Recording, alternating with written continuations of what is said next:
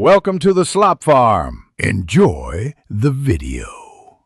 You'll start immediately by powering down the Mac or disconnecting the keyboard. This prevents short circuits.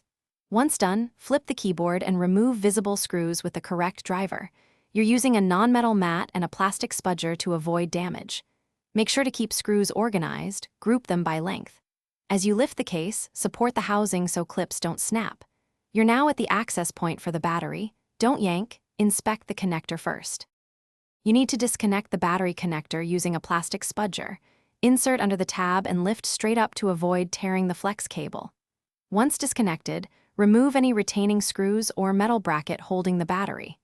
If adhesive secures the cell, roll a plastic card under the edge while pulling slowly. Heat briefly with low heat to soften adhesive if necessary.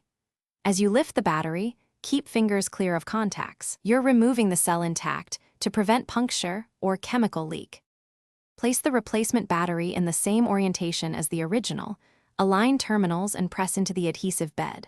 Once set, reconnect the battery connector until it clicks or seats fully. This ensures reliable contact. Reinstall any screws or brackets in the original order and torque gently, avoid over-tightening. Power on the device to verify operation. If it won't power up, make sure the connector is fully seated and that no screw is shorting the board. If problem persists, reseat and test again before concluding. Thanks for watching. Consider subscribing if we helped you today.